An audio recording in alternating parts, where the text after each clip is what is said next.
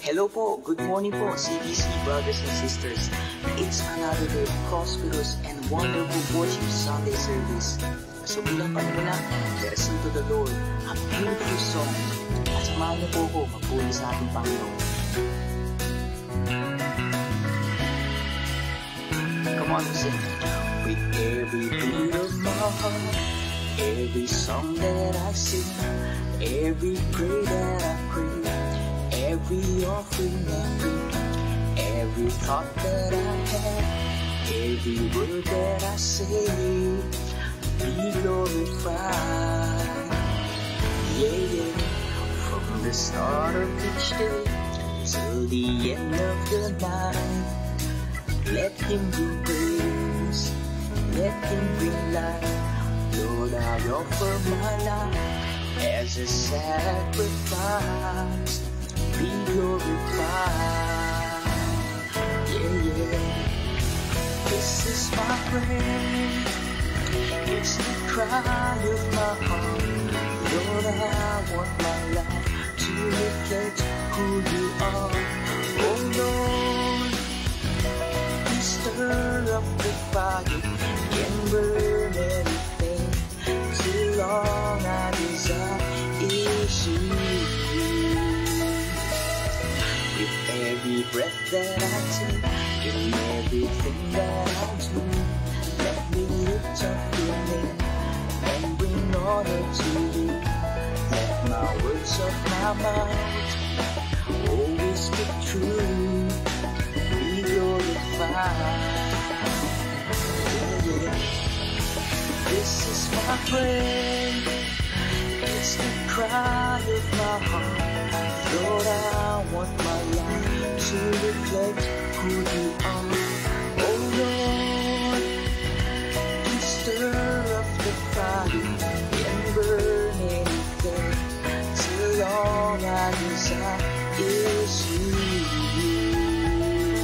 Once again we sing. This is my prayer. It's the cry of my heart. Lord, I want my life to reflect who you are. Oh Lord, please stir up the fire and burn anything till all I desire is you. With every beat of my heart, every song that I sing, every prayer that I pray, every offering I bring, every thought that I have, every word that I say, be glorified. Be glorified. Be glorified. Be glorified. Yes, Lord. Praise Lord. We worship you, Panginoon.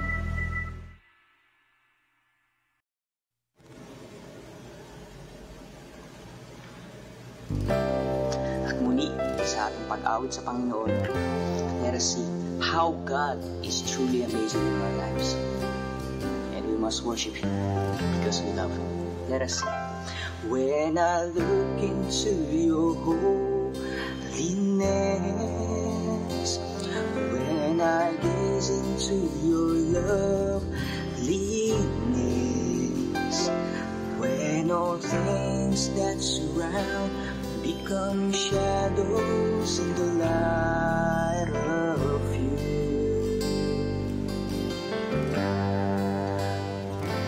when I found the joy of reaching your heart, when my will becomes enthroned in your love, when all things that surround become shadows in the light of you, I worship you.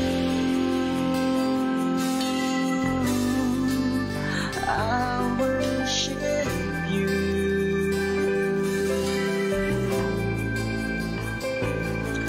The reason I live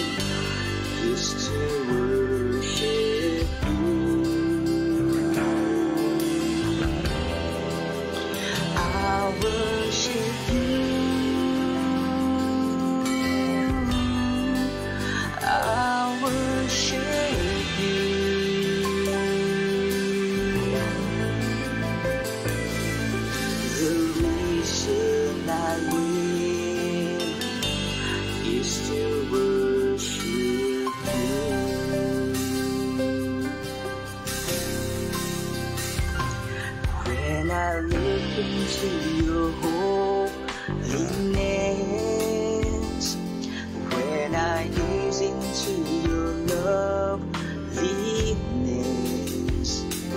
When all things that surround become shadows in the light of you. When I found the joy of reaching your heart, when my will becomes enthroned in your love, when all things that surround become shadows in the light of you. Yes, Lord, and I worship you, and I worship you. I worship you.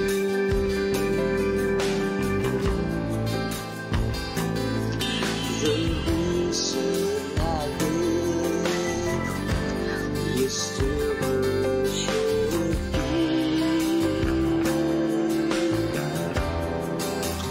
I worship you. I worship you.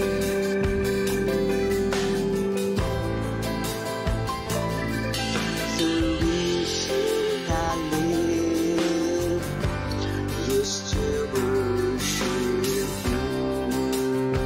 Come on, again, we sing. I worship you. I worship you. I worship you.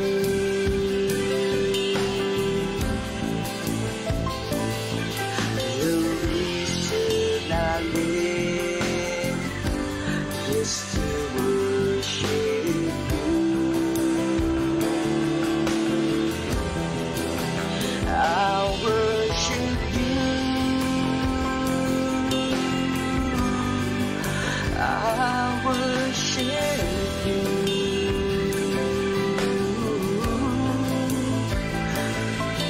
The reason I live is to worship you.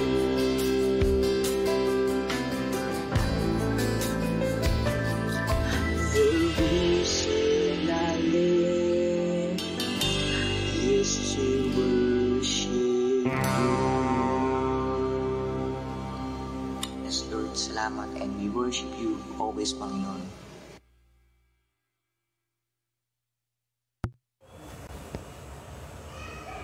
Magandang umaga po. Tayo po ay manalangin at lumapit sa Panginoon. Lord God, we thank you for this morning, for allowing us to come again together to worship you as your family.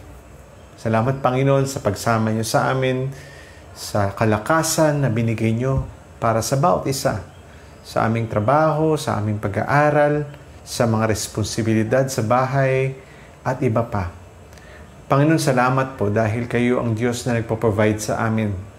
And you have been faithful, you have been good. And even in all the things that we have been facing, Lord, makikita po namin na hindi niyo kami iniwan at hindi niyo kami pinabayaan.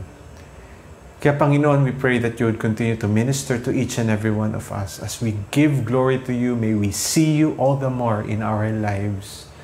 Sa Kanya na nagsistruggle ngayon sa maraming mga bagay, would you minister to that person, Lord God, and embrace that person and assure that person that you are in control.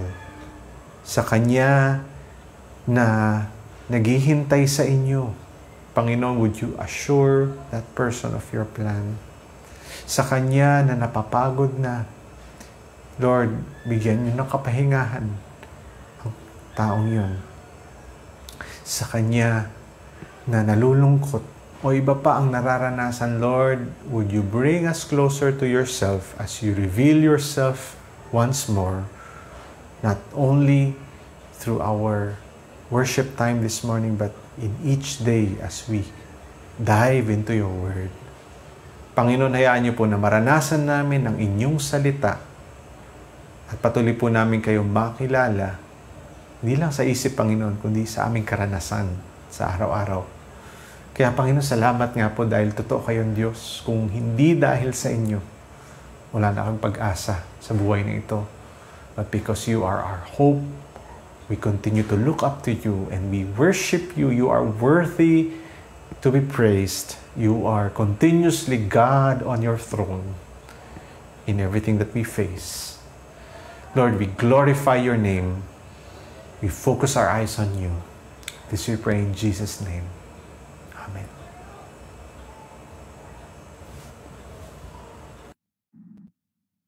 Thank you so much, Pastor BJ, for the prayer. Thank you, Pao, also for leading us sa singing.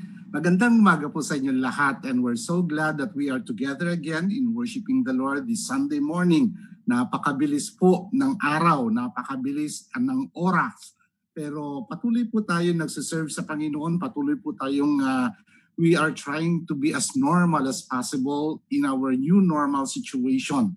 And of course, tayo po ay nasa bahay natin with all our comfort situation, either nasa salas, nasa kama, may ginagawang iba. We would like to welcome you to our worship service and thank you for welcoming us to your home, to your office, to your car, and saan man kayo naroroon at anumang oras, dahil meron pong iba na manunood ng video nito or recorded dito eventually later on.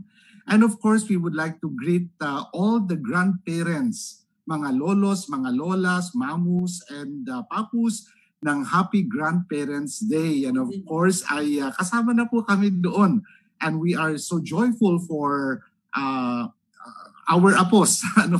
And of course, our children na binigay ng Panginoon. And of course, a reminder po sa ating mga grandparents at lahat po sa atin ay yung ating health protocols po, yung ating 4Ps if I'm not mistaken, or 4S po ay stay at home is the number 1. And then if you could not stay at home ay social distancing. Number 2, kung lumabas din kayo, suot kayo ng mask at saka face shield. Kasama na po yung face shield. SOP na po yun. Mabuti na lang ay may nabibili na mura ngayon na very comfortable at hindi naman masyado mainit. Sometimes I even forget na naka-face shield ako dahil nga sa comfort niya. And the last is soap and water. Ay kung wala kayong soap and water, ay alcohol para ito po yung makadisinfect sa inyo. Ano po?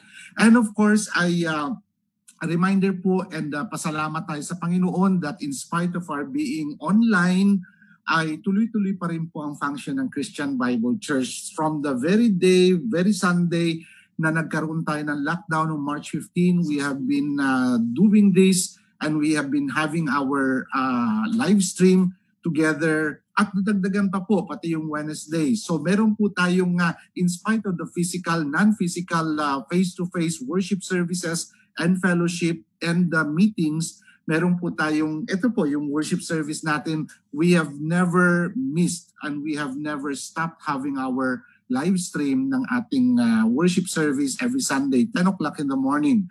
And of course, sa iba po na manunood sila ng recorded, you could watch it on a different day or a different time.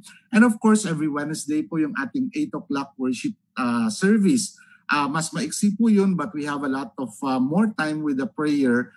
And you could send a prayer request in you. And sometimes, if it's very personal, we normally would pray for that on a personal level din po. Dahil syempre, we would like to respect your privacy. And of course, nandiyan din po yung ating cell group. And alam po ninyo, yung buhay ng cell group ay napakaganda. It is not just enough to watch and listen to the worship service and the messages, but it's wonderful for us to be able to discuss it and be able to hear the insights and even the experience and even the tears and the emotion of other people who is part of your cell group. So we would like to encourage you. Meron po tayong age cell group kung minsan po is not being followed because nangyayari po ay sa availability time ng mga kasama doon. Meron din po tayong gender. Of course, ay kung available time ninyo, we would want you to be part of the same gender para at the same time ay maging open po kayo doon. And we have members all the way from different countries na kasama sa ating cell group. In fact, we have 15 official cell group po ng Christian Bible Church and we want you to be a part of that. Please let us know Of course, ang requirement po doon, you want to join, and even the group is even allowing you to join dahil sa availability ng kanilang slot. Dahil po kung minsan yung iba ginagamit nila yung messenger chat, yung iba ay nag-zoom, at depende sa technological know-how ng mga kasama po doon. Ano po? We also have counseling online, and dahil po sa counseling natin or even sa cell groups natin, people have come to know Christ in a very wonderful way. Pagkatapos po noon, na-follow up sila kasi wala nang appointment, tatanungin na lang anong day ka available in the comfort of their home, in the comfort of their whatever attire they have, they could have their counseling already. And we could have prayer time also. And of course, those are short situations. And we also have Nikro, na pag kung talagang hindi uubra na physical. Yung pong iba ay physical, kaya lang nga po ay of course, kami mga vulnerable we try to avoid getting out of the house, and even anniversaries and etc. Ano po, online po natin ginagawa yan. At dahil we're functioning fully, meron din po tayong giving, particularly sa Las Piñas side, meron po tayong GCash at saka BPI online. Ang pinakamadali po ay GCash. Kung kayo po ay merong online banking, that is the easiest way. At sa Molino din po ay through GCash and PayMaya. And of course, we would like to encourage this para po maging madali sa atin. You don't even have to get out of your house kung alam nyo yung sistema ng GCash or yung online banking. Po, meron po tayong mga birthday celebrators ngayon. Ngayong araw na ito ay birthday ni Ate Joey May Posadas Kamit na nasa Cavite. Happy birthday, Ate Joey May. At bukas naman po ay birthday ni Kuya AJ Villanueva na siya po yung ating live streamer. Kasama niya si Ate Fayo ngayong umagang ito. Happy birthday, Kuya AJ. And sa 16 naman po ay birthday ni Paulo Elijah Sobehana na anak po ni Ate V. Sa 17 ay birthday po, binati ko na siya last week, si Nanay Duding Ubalde. At yung pong kanyang anak na si Ate Easter at saka si ay nanonood po ngayon from Canada. At kasama rin po natin si Ate Christy de Guzman na birthday rin niya. Ate Christy, I know you're watching. At sa 17 po siya. Sa 17 po, birthday rin ni Ate Christine Lobiano na sa Molino. Happy birthday, Ate Christine. At saka si Shane sa Molino. At saka si Samantha sa Molino sa 19. So ang dami nating merong birthday celebrators. Kaya nga po bukas ay meron kaming pupuntahan dahil may magse-celebrate ng birthday. Salamat sa mga birthday celebrators na ito. Shout out po tayo. Na bihira po natin nagagawa ito. We want you to know that we appreciate your being a part of our worship service. We are so thankful that you're watching, and sana po ay share natin sa iba or even have watch party para po ay makasama natin yung ibang mga tao pa para manood ito. Some of them we don't even know. We would like to welcome si Ate Ana Ubalde. Sana kasama mo si Nanay Duding dyan sa kung nasaan ka, si Kuya Melvin Salvachera. I'm sure kasama mo si Julian at saka si Ate Chloe sa Molino. Si Kuya Edward, Julie at ang kanyang mga anak, ang kanila pong live stream ay nasa TV. Kami gusto rin namin gawin yon, kaya lang ay hindi kaya ng aming internet connection. Sila po yung Teodoro family, si Kuya Richard sa Laguna, si Ate Bess Livioco na nasa US, and she's one of our top fan. Ang mga Vidamo, si Ate Cherry, si Kuya Egay, si Aaron at saka si EJ, they're watching. And I'm sure si Yushabel at saka si Edrom ay nanonood din ngayong umagang ito. We would like to greet also, of course, birthday niya si Ate Christy de Guzman. Happy birthday. Ang mga Abanyo, si Ate Becky, Kuya Ramon, si Krisha, at saka si Nicole, if I'm not mistaken. Si Jason Pamandanan, at saka si Monique. Salamat sa inyong panunood. Si Ate Malu, at saka si Ryan sa Las Piñas. Ate Yoli and Kuya John na scripture reader sila mamaya. Si Ate Yvette at saka si Sherwin na sila po ay top fan natin, Mercado and Talion family. Ate Cecilia nga, Ate SP Batuto at Bedeline at saka Jeff Francisco, Ate Tesma at saka si Kuya Mac Pamandanan na top fan din po natin. At yung nag-birthday po nung Friday, si Girl Bianca o kaya si Ate Bianca Bonifacio. Salamat sa iyong panonood. Nais din natin na i-welcome at salamat sa panonood nyo si Sir Jonas, si aking kumpare, Ripieno, Jonas Banyes, Dr. Jonas Banyes at saka ang mga Pedraha. Salamat po sa panonood ninyo and sana po makaminister kami sa inyo. Sana po ay ma-uplift namin kayo para lalo kayong lumapit sa Panginoon Diyos para magkaroon kayo ng another strength to face the difficult days ahead of us. So ngayon pong umagang ito ay atin pong pinasasalamatan ng Panginoon sa lahat ng mga nagagawa natin. And of course, we continuously do this until the Lord asks us to have a meaningful face-to-face worship service na, which iba-iba yung projection ng ibang mga tao. Sa US, ang kanilang projection ay by the end of 2021 po pwede mag-normalize. Pero dito sa atin, ang mga business communities ay 3 years, which is going to be 2023 ang kanilang projection. But anyway, hindi pwedeng huminto ang buhay natin. Tuloy pa rin tayo at sa biyaya ng Panginoon ay tayo ay magsiserve sa Kanya, tayo mabubuhay ng normal / sa new normal at tayo po ay patuloy na mag-grow with our relationship with one another. Ano po? So ngayon po ay pakinggan po natin ang scripture reading mula kay Kuya Joe at saka kay Ate Yoli na binati natin kanina, and after that the message will be coming from Pastor BJ. God bless us all and let's listen to our scripture reading.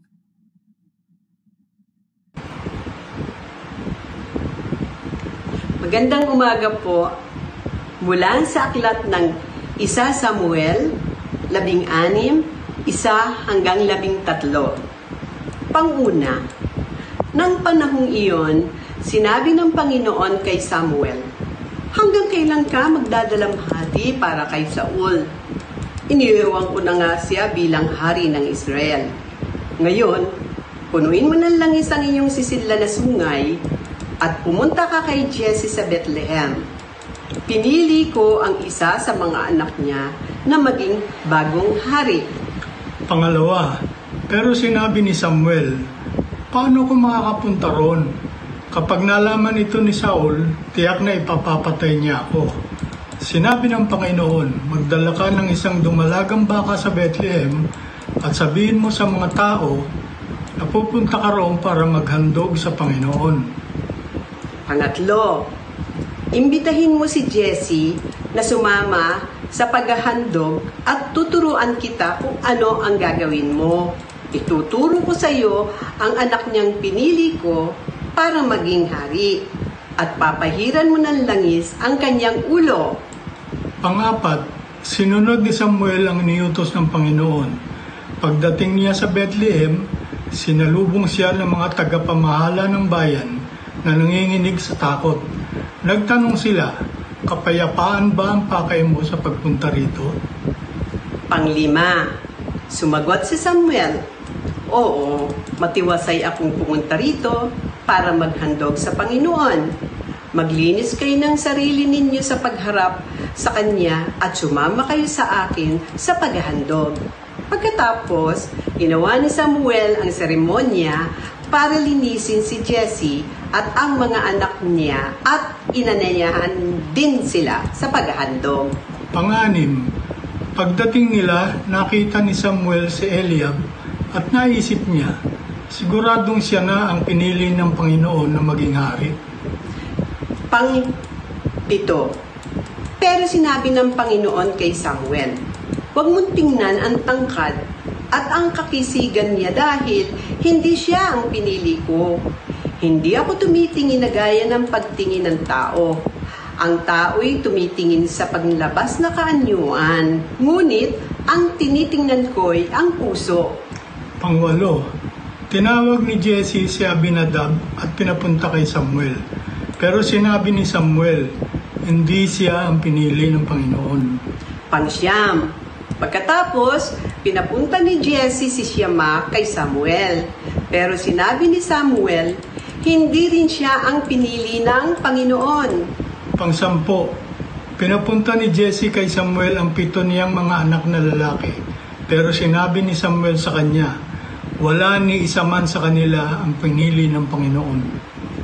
Panglabing isa, tinanong ni Samuel si Jesse, "Sila na bang lahat ang anak mo?" Sumagot si Jesse, "May isa pa, ang bunso, pero nagpapastol siya ng mga tupa." Sinabi ni Samuel, "Ipasundo mo siya, hindi tayo magpapatuloy sa ating gagawin hanggat hindi siya dumarating." Panglabindalawa, kaya ipinatawag ni Jesse si David at pinapunta sa kanila. Magandang lalaki siya, mamula-mula ang mukha at maganda ang mga mata. Pagkatapos sinabi ng Panginoon, "Pahiran mo siya ng langis dahil siya ang pinili ko." Panglabing tatlo, kaya kinuha ni Samuel ang langis at pinahiran niya sa ulo si David sa harap ng kanyang mga kapatid. Simula ng araw na iyon, napuspos siya ng Espiritu ng Panginoon at umuwi naman si Samuel sa Rama. Purihin ang Diyos sa kanyang salita.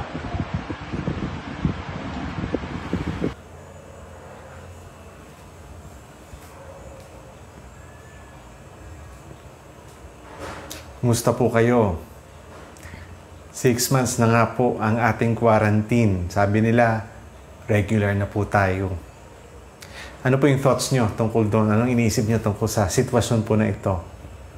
Well, I'm sure marami sa atin ang either na iinip na, pero at the same time, na-challenge din sa setup ng trabaho na kasama sa bahay, no? O pag-aaral na sa bahay lang din. O yung iba, nagtatrabaho pero hirap lumabas at limitado. And we can either see what's wrong all around us. We can comment on that online or on our chats. Or we can choose to do what is right at each step. And kung katulad niyo po ako, dumaan or dumadaan kayo sa mga moments ng pagkapagod at pagkainip, pagkahapok. But let me remind you that we are not alone. And God does not intend for us to carry all the burdens of today on our backs. So let's always remind ourselves, we need to pause. We need to praise God. We need to ponder on His Word so that we would focus ano ba yung kalooban niya. And we also need to pray. Pray for others. Yes, and also pray for ourselves. Pray for ourselves. Converse with God. No? Makipag-usap ka sa Panginoon. Umiyak ka sa Panginoon kung kinakailangan. And today we continue with our studies in the Old Testament. And from the last time I shared from 1 Samuel, lilipat lang tayo sa susunod na chapter. Same book, pero actually 1 and 2 Samuel is just one book. No?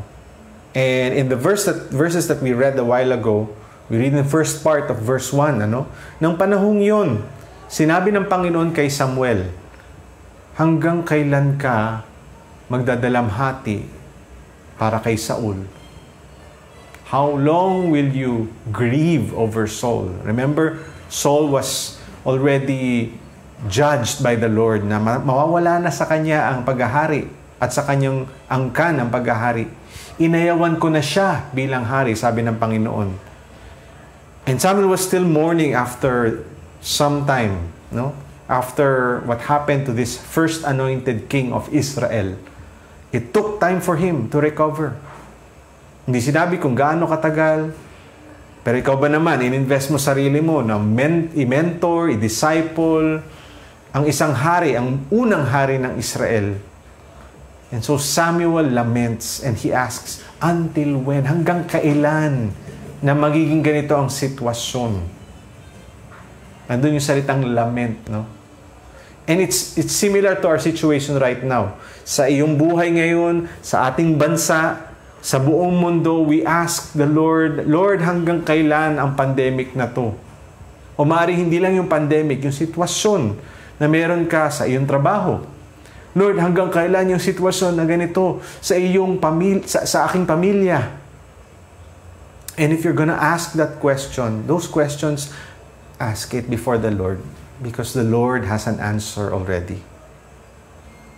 Well, I remember there was a time this week na pinag-usapan namin mag-asawa Ano ba yung time na naghintay kami ng matagal?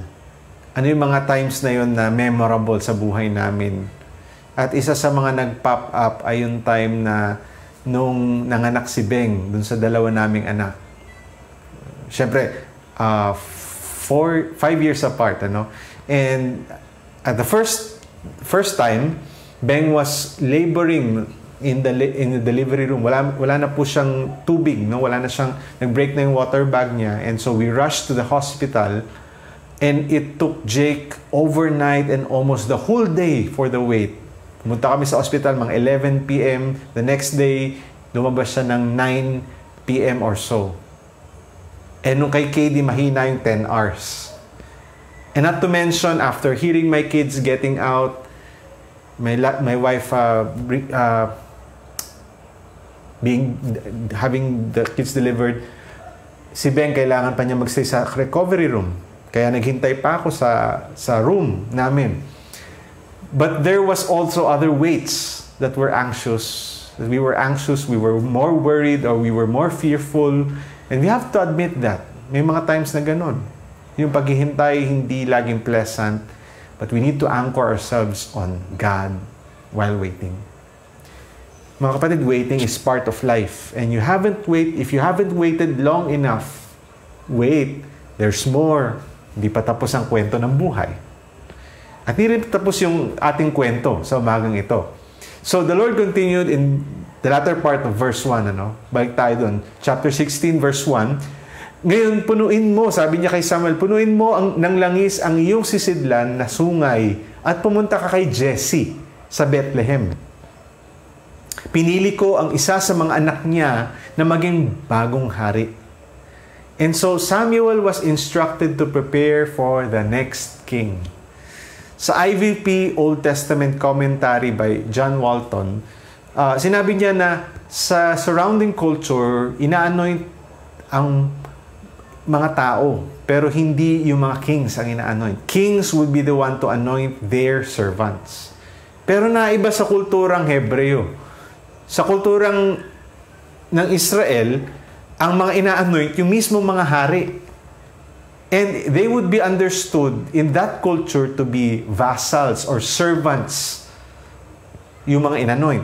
Pero sa bansang Israel, napakaganda ng reminder na to.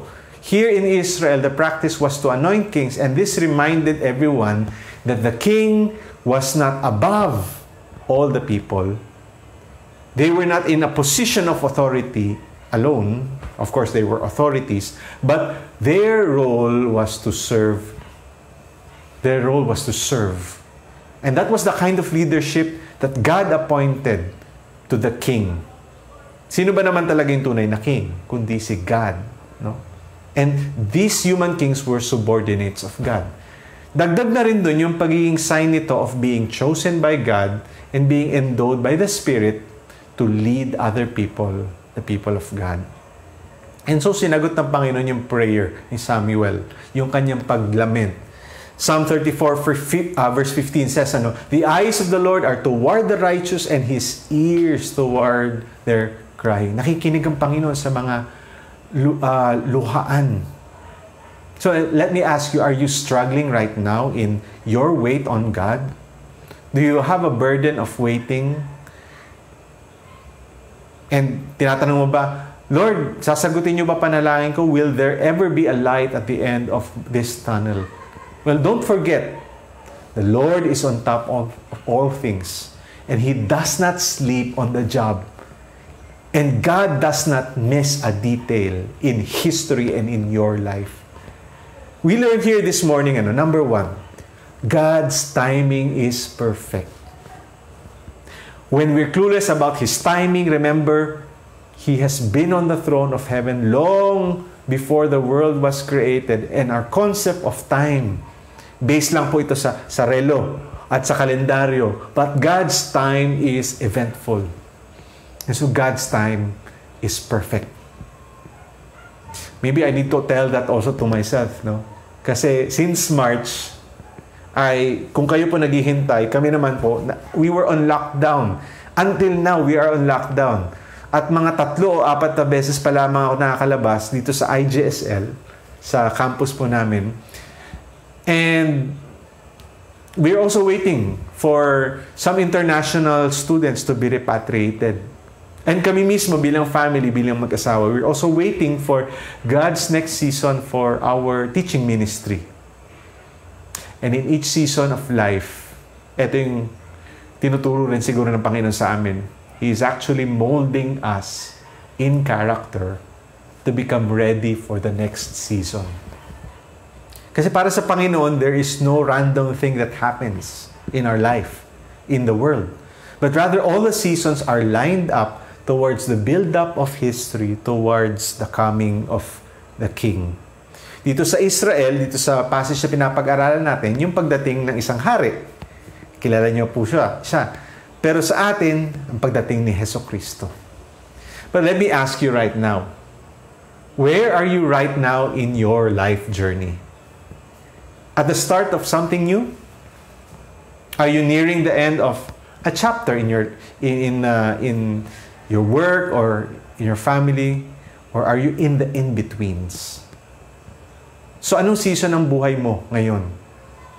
And what is God teaching you here, right now? Pag-usapan nyo nga mag-asawa o kayo magkaibigan or sa cell group this week. What is God teaching you in this season? And whatever He is teaching you, how will you live it out?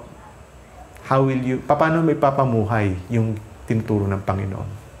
I mentioned this, God is God in the old times and in the new. And even in the in-betweens of life, in the overlaps of life, He is God. And you know what that includes sa Old and New Testament? We may think that God is different in the Old and different in the New, and He changes His mind. But He is actually showing us one part of the picture that He is painting in all of history. Now, hindi po ako painter or artist. Mas magaling si Faye, kapatid ko, sa bagay na yan. But I know that before you see a masterpiece, a complete masterpiece, you paint the background first. At ganun din ginagawa ng Panginoon. He paints the background first, and then the foreground, yung mas malapit, no? And then He now paints the main focus of the masterpiece. Kung ano po yung focal point. So let me tell you, don't rush things. Don't give in to complain right away, katulad po ng mga Israelites. Wait. Because sometimes, waiting is the best thing to do when we cannot do anything about our situation. Of course, while waiting, praying. Sometimes waiting should be done by crying out to the Lord, calling out to Him. And yun yung ginawa ni Samuel.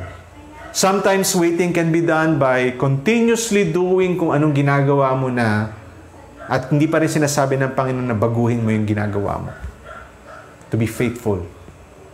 Sometimes waiting can be done by listing out all the options that you have and just continuously raising it up to God and saying, Lord, kayo nang bahala kung ano yung direksyon na bibigay niyo sa akin. In whatever season that you think that you are in, be sure that you will always look to God and bear out your heart to Him. So the Lord instructed Samuel to prepare for a new king. And he asks the steps that he was to take. Samuel asks the Lord. Ito po sinabi sa verse 2, no? Sabi sa first part of verse 2, pero sinabi ni Samuel, paano ako makakapunta doon sa Bethlehem? Kapag nalaman ito ni Saul, tiyak na ipapapatay niya ako. It would be like treason. Pero ito sinabi ng Panginoon, magdala ka ng isang dumalagang baka, which is a heifer, no, babaeng baka na nagdalaga. Dalhin mo ito sa Bethlehem at sabihin mo sa mga tao roon na pumunta ka para maghandog sa Panginoon. So Bethlehem means house of bread. Ito po ay isang town in Judah, 6 miles south of Jerusalem. Now we hear of Bethlehem. We have heard that before. Kasi pinag-aralan po natin sa Book of Ruth, dito po talaga nakatira sina Elimelech at si Naomi. At doon din po nakakaroon ng asawa muli si Ruth. And we also know that in the future, in the New Testament, the town of Bethlehem would be where Jesus would be born. Small town, pero napaka-significant. So in verse 3, sabi ni God, imbitahan mo si Jesse na sumama sa paghahandog at tuturuan kita kung ano ang gagawin mo. Yung Jesse, ang ibig sabihin, gift. We also heard of the name Jesse in the last chapter of the book of Ruth. He is the grandson of Boaz and Ruth. And dagdag pa ng Panginoon, sabi dito, ituturo ko sa iyo ang anak niyang pinili ko para maging hari. At papahiran mo ng langis ang kanyang ulo. And so we see here, we see here the principle of following the Lord just as Samuel listened to the Lord. Step by step. Kasi sa totoo po we cannot know where God leads us if we will not follow Him dun sa mga unang steps na tinuro niyang gawin natin. Ganun ang Panginoon Mag-obey ka sa mga maliliit muna bago ka bigyan ng malalaking steps. Kasi kung hindi ka nasanay sumunod, hindi ka makakasunod sa mas malaking bagay. Remember how an artist paints a background? First, the background, tapos then yung foreground, and then yung main focus ng painting. And one thing that we can be sure of, if you follow the Lord, there will be some hindrances. There will be some challenges. But if God wills it that something happens, it will happen. So pangalawang puntos na makikita natin sa pag-aaral natin ngayong umaga, God's work is unstoppable. Hindi po siya mapipigilan. It cannot be hindered. Kung kalooban talaga ng Diyos, mangyayari at mangyayari yun. And some of you would say, Amen, Even if it would take years or even a lifetime, God's purpose will come to pass. Minsan, nangyayari kaagad. Pero minsan, kadalasan, mahabang panahon. Yun nga rin pagkaunawa ni Job sa Job 42:2. Sabi niya, I know you can do anything and no purpose from you can be thwarted. And if we are following after the steps that God has already laid out for us, you can trust that the outcome will be the best. No matter how long you wait, magiging the best po ito. Kaya isang disclaimer, hindi ko mo will ng Panginoon, smooth na lagi ang takbo ng lahat. Kadalasan pa nga, kung kalooban ng Panginoon, dadaan ka sa pagsubok. Susubukin ka ng Diyos. Even through the pages of Scripture, we see that. When God calls someone for a particular role or task, bago niya maranasan yung pagpapala, it involves risk, it involves sacrifice, more faith in Him. You know why? Because in the bigger picture, God will not promise something na achievable lang ng tao. When God promises something, He is the one who will carry out that promise. So verse 4, sinunod ni Samuel yung inutos ng Panginoon. Pagdating sa Bethlehem, sinalubong siya ng mga tagapamahala ng bayan. At nanginginig sila sa takot. Bakit? Nagtatanong sila, kapayapaan ba ang pakay mo sa pagpunta dito sa Bethlehem? Do you come in peace? Natatakot sila kasi nga baka ito ay treason against King Saul. So let me ask you, ikaw ba, would you be willing to follow the Lord in your life, whatever the cost, whatever the risk? Remember last Sunday yung message? If you have trusted God with your life, if you have trusted God with your treasures, with your time, with your all, even if you are persecuted or rejected, God will not abandon you. You will be rewarded. Meron nga pong anonymous quote that I read this week that says something like this, do not ask God to guide your footsteps if you are not willing to move your feet. So let me ask you, what directions has God been pointing for you to go or to do? Ngayon ba sumusunod ka? Are you following Him? Or are you delaying obedience? Are you going in a different direction? Alam mo naman perfect ang timing ng Panginoon. And that's good. Alam mo rin na ang kalooban niya ay laging matutupad. Kahit na gaano katagal. Kahit na anong mangyari. So saan ka pa pupunta? Makikipagpatintero ka ba sa Diyos? Makikipagtaguan ka ba kung alam mo yun ang kalooban niya? So verse 5, sumagot si Samuel. Sabi niya sa mga tagapamahala doon, oo, matiwasay akong pumunta dito. I come in peace para maghandog sa Panginoon. Kaya maglinis kayo ng sarili ninyo sa pagharap sa Kanya at sumama kayo sa akin sa paghahandog. Pagkatapos, ginawa ni Samuel ang seremonya para linisin si Jesse at ang mga anak niya. At inanyayahan niya na sila ay maghandog din kasama niya. Siyempre, if God will use someone, if God will use us, He will first need to make us clean, to make us holy, to consecrate us, to set us apart. Hindi gagamit ng Panginoon ng taong namumuhay sa kasalanan. Kaya verse 6, pagdating nila, nakita ni Samuel si Eliab. At naisip niya, siguradong siya ang pinili ng Panginoon na maging hari. Ganun ang pangalan, Eliab means God is my father. Pero itong tanong, bakit kaya yun yung sinabi ni Samuel kaagad? Siguro katulad ni Haring Saul, itong si Eliab ay matangkad din, gwapo rin, mukhang matipuno, at mukhang rerespetuhin ng ibang tao. And that's okay, no? Maganda yun, no? Kapag pinili talaga ng Panginoon, kung gagamitin ng Panginoon taong tinitingala rin ng ibang tao. But here is where Samuel will be reminded by the Lord. Hindi lamang itsura ang tinitignan ng Panginoon. In fact, hindi yun yung pinaka-importante sa Panginoon. Sabi niya sa verse 7, pero sinabi ng Panginoon kay Samuel, huwag mong tignan ang tangkad at kakisigan niya dahil hindi siya ang pinili ko. Hindi ako tumitingin na gaya ng pagtingin ng tao. Ang tao ay tumitingin sa panlabas na kaanyuan. Ngunit ang tinitignan ko ay ang puso. Sa English niya daw sinabi, no? Do not look on his appearance or his height of his stature, because I have rejected him. For the Lord sees not a man, not as man sees.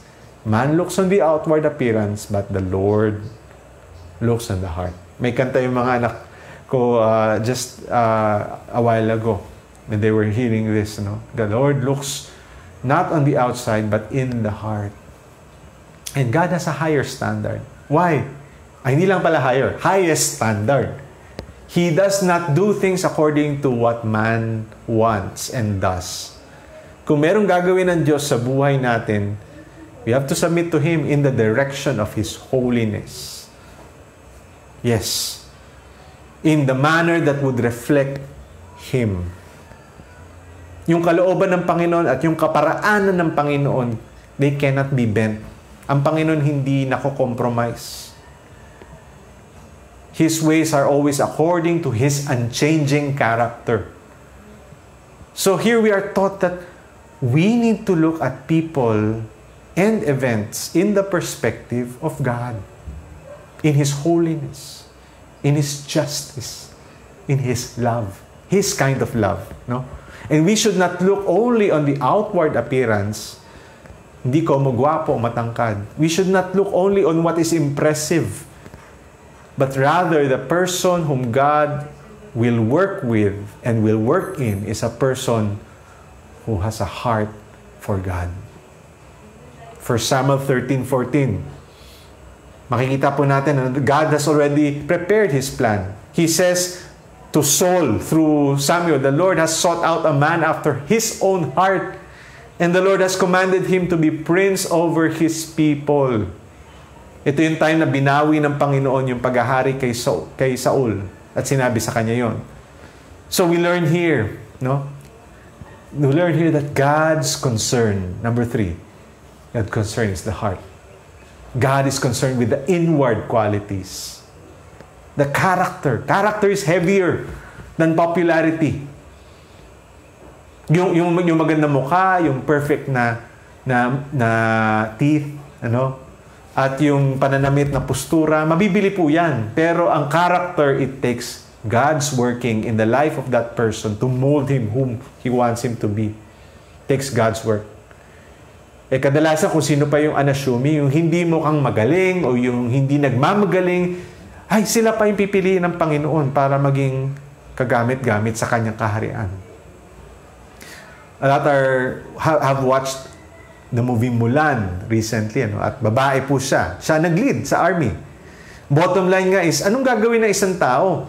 Ano ang desisyon ng isang tao kapag binigyan na siya ng oportunidad at ng kapangyarihan? Well, will that person stand on what is right no matter what? Hindi mabibili yung kanyang prinsipyo.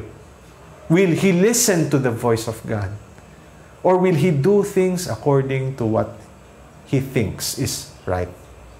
Ganun na nangyari kay Saul. Ganun na nangyari sa mga judges na nauna. Kaya sabi dito sa verse 8, tinawag ni Jesse si Abinadab at pinapunta kay Samuel. Abinadab means, my father is generous. Ganda ng pangalan. Pero sinabi pa rin ni Samuel, hindi siya ang pinili ng Panginoon. Sa isip siguro ng mga tao, siguro ito na, pipili ng Panginoon, pero hindi pa rin. Pagkatapos, verse 9, pinapunta ni Jesse si Shammah kay Samuel. Shammah means astonishment or wonder. Ganda rin ng pangalan, no? Pero sinabi ni Samuel, hindi rin siya ang pinili ng Panginoon. So verse 10, pinapunta ni Jesse kay Samuel ang 7 niyang mga anak na lalaki, pero sinabi ni Samuel sa kanya, wala ni isa man sa kanila ang pinili ng Panginoon. Could you imagine that? 7 brothers dumaan kay Samuel one by one, yet not one of them passes the standard of God. Or hindi sila talaga yung tinalaga ng Panginoon. Not that they were not brought up well by Jesse, but they were simply not God's choice to be the next king. And you know what? Most often, God is most pleased with someone who has the least confidence on his own self, but puts his confidence on Him. You know what? Hindi talino ang gagamitin ng Panginoon. Hindi lakas. Hindi yung pagiging madiskarte. And I hope you're seeing that. In the Bible, some of the people whom God used, or many of the people God used, si Moses, was someone who stuttered. But God used him to lead His people out of Egypt. So, hindi kailangang magaling magsalita. Joshua was an assistant to him. And he led Israel to conquer the land of Canaan. Gideon, he was a coward. But God used him to lead 300 men only against thousands of Midianites. Hindi kailangan marami. Ruth was a Moabite but became the grandmother of Jesse, who was the father of David. Hindi kailangang dugong bughaw o dugo ng Israel. And how about you? Do you think God is limited in using your life, your talents, your skills? But you know what? That's a good start. To know that God can use you according to His grace. It is by grace that we are able to do what God wants us to do. So verse 11, tinanong ni Samuel si Jesse, Teka, sila na ba lahat ang anak mo? At sumagot si Jesse, ay, may isa pa akong bunso. Pero nagpapastol siya. Kasama siya ng mga tupa. Pero sinabi ni Samuel, Sabi ni Samuel, ipasundo mo siya. Hindi tayo matutuloy, hindi tayo matatapos dito sa ating gawain. Pag-aalay sa Panginoon hanggat hindi siya dumarating. You know what? A good reminder here that the people whom God uses, the people whom He will use to lead other people, Start from what is small. Kaya kung ikaw ay nagli-lead sa pamilya mo, start from that. Lead your family, lead your children towards growth in God.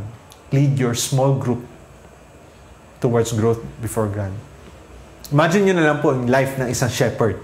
Anong ginagawa ng shepherd? He spends the rest of the day together with sheep, mga tupa. He protects them, he leads them to where the grass is green and they can eat, to where the water is still so they could drink. He defends them against wolves, bears, and thieves. And He loves them if needed. He would give His life for them. Dagdag ko lang po kasi isang book na nabasa ko years ago, no? He also smells like sheep. So what a good picture from Psalm 23, which also reflects the Good Shepherd in John 10. Sino po yung Good Shepherd? Si Christ. It reflects Him. Verse 12. Kaya ipinatawag ni Jesse si David, no? David means beloved. At pinapunta sa kanila. Description sa kanya, magandang lalaki naman siya, no? Magandang lalaki siya, mamula-mula ang mukha at maganda ang mga mata. Pero hindi yun yung focus ng Panginoon. Katapos sinabi ng Panginoon, ano, pahiran mo siya. Kay Samuel, ano, sabi, pahiran mo siya ng langis dahil siya ang pinili ko. And to anoint is to recognize someone is chosen. Pinili siya. So yung word sa Old Testament is Messiah, no? With a small m. David was the man whom God chose, whom God Messiah, to be the human king, to represent Him, and to lead His people. He was no one in the eyes of the world. He was almost forgotten by his own father. In fact, hindi siya pipiliin ni Samuel. First choice si Samuel, yung kuya ni David. But we see here that God chooses to use those who have a heart that is right. Verse 13. Kinuha ni Samuel ang langis, pinahiran niya sa ulo si David sa harap ng kanyang mga kapatid. I don't know what must his brothers have felt. Pero simula ng araw na yon, napuspos siya ng Espiritu ng Panginoon at umuwi naman si Samuel sa Rama. Yung Espiritu para pag-lead, pag naging hari na si David, he would be able to lead the people. But let me ask you this morning, what directions has God been pointing for you to go or do? Tinanong ko na kanina to. Are you joining Him? Are you stalling? Or are you going in a different direction? This is a question posed to us each time, no? Na narinig po natin yung salita ng Panginoon. Are we obeying Him? And if we are we doing it right where we are right now? Kasi madaling sabihin ay, na-bless ako ng salita ng Panginoon. Ang ganda ng mga narinig ko, nababasa ko ng devotion ko. But what does that mean for us every day? It means that we should step in the direction that God has set for us. Kung one step lang for this day, in the direction of God, are we doing that one step at a time? Kasi there are two things that you may need to evaluate as we've studied this today in the life of David. If God's timing is perfect, and if His ways are unstoppable, what's challenged towards growth in our life is our faith. Sa lahat ng mga nangyayari sa atin sa bawat araw, ngayong pandemic, are you trusting God more? And will you choose to trust God more? If you have difficulty with that, ask God. Humiling ka sa Panginoon ng mas malaki pang pananampalataya sa Kanya. And if God's concern is the heart, secondly, not only David's heart, but your heart and mine. Question is, are you taking care of your heart? Are you taking care of your inner growth, your character? Are you growing in humility and in submission to God? Are you growing in love with God? Kapatid, interesado ang Diyos sa iyo. at sa paglago mo ayon sa kanyang nais. And even through this pandemic, even though you struggle, even through your tears, even through your worries, even through your doubts and fears, God is looking forward to you and I being people whose heart beats like God's heart. At papunta doon, makakaasa tayo na sa biyahe ng buhay na ito, patuloy ng Panginoon na ilalapit tayo sa kanyang sarili. What a blessing that we have. That is what God looks for. Let me pray for you. Panginoon, maraming salamat po sa mga paalala na ito sa inyong salita. Mga prinsipyo na nagbibigay sa amin ng direksyon, nagpapaalala sa amin ano ba talaga ang mahalaga sa buhay. Salamat, Panginoon, dahil kayo ang Diyos na may hawak ng lahat. Kaya, kung kailan po ninyo tutuparin ang inyong kalooban, maghihintay at maghihintay kami. Dahil hindi po niyo kami bibiguin. Your ways, your working is perfect. Your time is perfect. At walang kalooban ninyo ang hindi magaganap. Kung kalooban ninyo kahit ilang taon, kahit buong lifetime namin, imomold nyo kami. Pero alam nyo, kalooban namin, Panginoon, gusto namin, sana maikli lang ihintay namin. Pero salamat din dahil hinahayaan nyo pong maranasan namin yung proseso para mamold nga po ang aming character. Because ultimately, Lord, your concern is our heart. So allow us, Lord, to focus on that. This morning, would you allow us, our hearts, to continue to be focused on you, to grow in you. This we pray in Jesus' name. Amen. Bago po tayo magwakas, nais ko pong pakinggan po natin ang isang awitin na shinare ko po.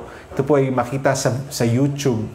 And tinagalog po ito na isang kanta ayon sa, I think, 90s na kanta na I hope that this would minister to us as well as we wait continuously upon the Lord and as He molds us to be whom He wants us to be. God bless you.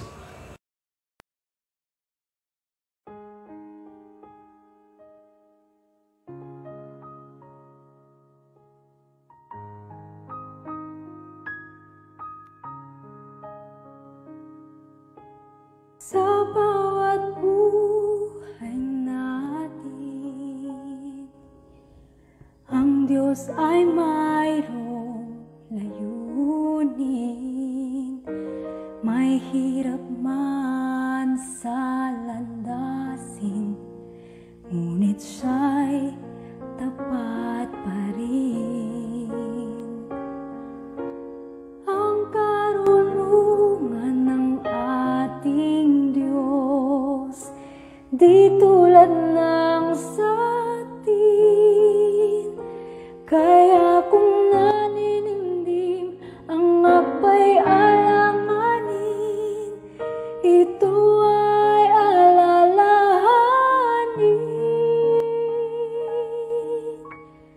Ang Diyos natin sadyang marunong, siya'y mabuti tumutulong. Kung di maunawan kanyang kalooban, puso niya'y pagtiwalaan.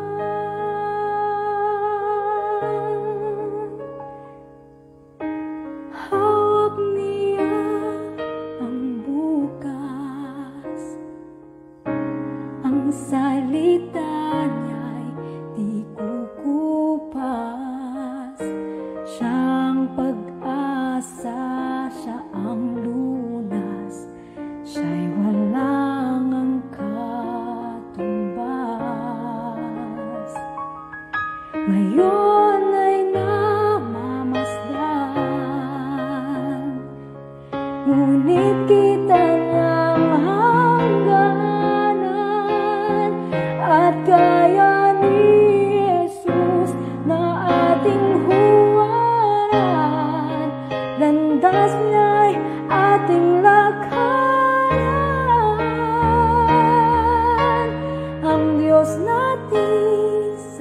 marunong. Siya'y mabuti tumutulong. Kung di maunawan kanyang kalooban, puso niya'y pagtiwalaan. Kailanman ang Diyos ay tapat. Alam niya ang mabuti sa lahat.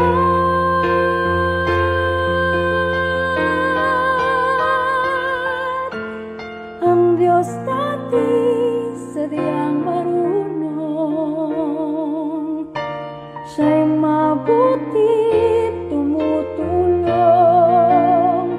Kung di ba unawan kanyang kalooban, puso niya'y pagtiwalaan.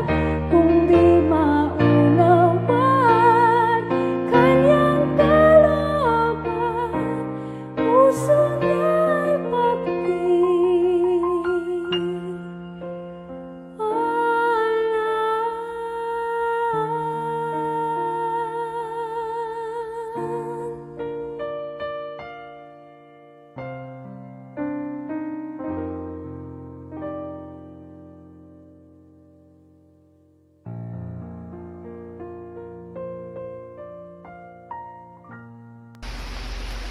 Tayo po ay manalangin. Ama naming Diyos na makapangyarihan sa lahat, pinupuri ka namin, pinasasalamatan sa iyong kagandahan loob sa bawat isa sa amin. Maraming salamat po Ama sa iyong salita na pinagkaloob mo sa amin, na nagbibigay sa amin ng lakas at ng pag-asa, nagbabago ng pananaw ng aming mga buhay. Maraming salamat po sa yaman ng buhay na pinagkaloob mo sa amin, O Ama. Naunawaan namin na ikaw aming Diyos na hindi ka nagkukulang. Hindi mo kami pinababayaan. Maraming salamat po, Ama, sa yung salita na pinanananganan namin sa bawat araw ng aming buhay. O Diyos, inilalapit po namin sa iyo ang aming Pastor Frank, at ang kanyang buong pamilya. Gabayan mo po sila, O Ama, at tulungan mo sila, O Ama, sa kanilang mga pangangailangan. Alam po namin na kahit kailan hindi ka nagkulang sa iyong mga anak at hindi mo kami pinabayaan. Ama namin, hindi kami karapat-dapat sa iyo, ngunit nagpapasalamat po kami. Lagi kang nariyan, gumagabay at tumutulong sa bawat isa. O Diyos, inilalapit po namin sa iyo ang mga bawat mananampalataya na sa aming mga pangangailangan, lalo na sa pagkakataong ito, sa buhay na ito, maraming may karamdaman. O Diyos, ilayo mo po sa COVID na ito, Panginoon. Tulungan mo po, Ama, na ang mga frontliner, O Ama, na kasalukuyan na naglilingkod sa tao, Panginoon, upang makatulong na may pagmamahal. Ilayo mo po sila, Panginoon, at tulungan mo po na matugunan ang kanilang mga pangangailangan. Diyos, maraming salamat po sa kabutihan mo. Kahit kailan ay lagi kang nariyan at tumutugon sa aming mga pangangailangan. Maraming salamat po, Diyos, alang-alang na lahat, sa pangalan ng aming Panginoong Jesus. Amen. Amen. Hi! Good morning po muli, cities, brothers and sisters. E hindi lang pagkatapos, let us sing beautiful and mighty song para sa ating Panginoon. God is able, He will never fail. He is so mighty God, greater than all we see, greater than all we ask. He has done great things. Lift it up, lift it up. He defeated the grave, raised to life Our God is able. In His name we overcome. For the Lord our God is able.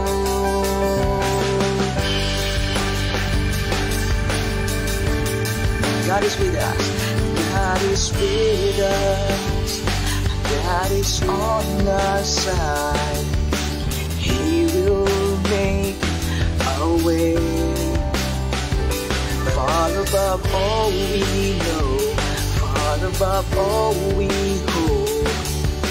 He has done great things. Come on, lift it up. Lift it up. He defeated the grave. Raised to life. Our God is able. In His name we overcome. For the Lord our God is able. God is with us. God is with us. And He will go before. He will never leave us. He will never leave us. God is for us. And He has opened arms. He will never fail us. He will never fail us. God is with us. And He will go before. He will never leave us. He will never leave us. God is for us. And He has opened arms. He will never fail us. He will never fail us. Lift it up. He defeated the grave. Raised to life. Our God is able. In His name we overcome. For the Lord our God is able. Come on, lift it up. Lift it up. He defeated the grave. Raised to life. Our God is able. In His name we overcome. For the Lord our God is able. For the Lord our God is able. For the Lord our God is able.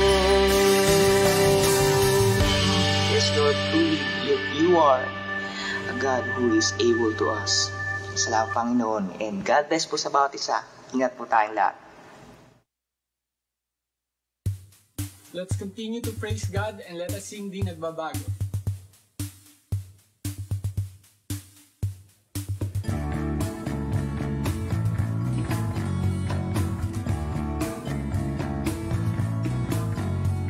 Kaligtasan galing kay Jesucristo, aking natanda ng nagtiwala ko.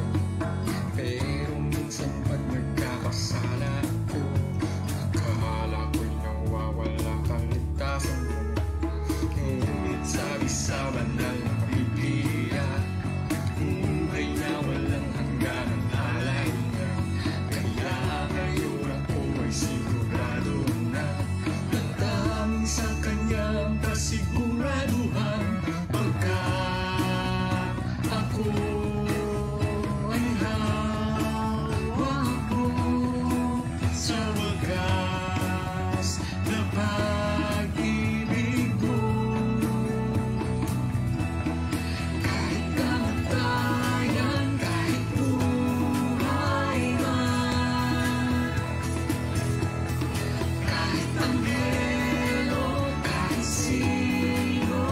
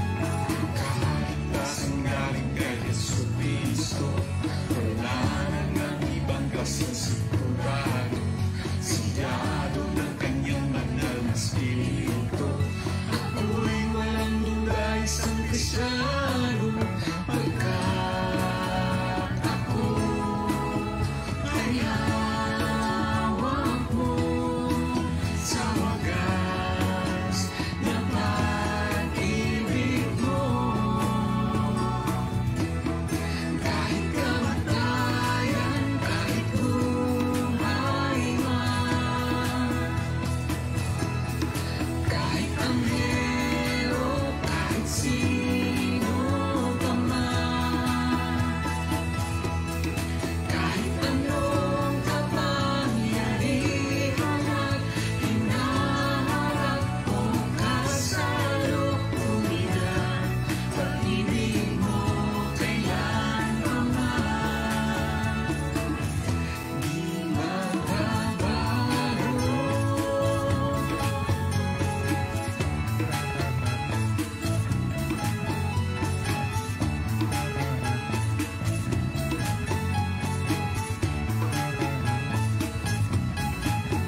Pagkat ako ay hawak mo, sa wakas na pag-ibig mo,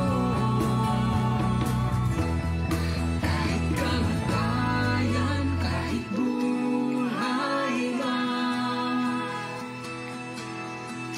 kahit anghelo, kahit sino pa man, kahit anong kapangyarihan at hinaharap o kasalukuyan, pag-ibig mo kailan pa man, kahit kamatayan, kahit buhay man,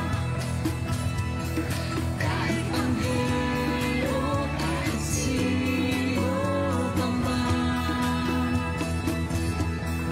kahit anong kapangyarihan at hinaharap o kasalukuyan, pag-ibig mo kailan pa man di magbabago.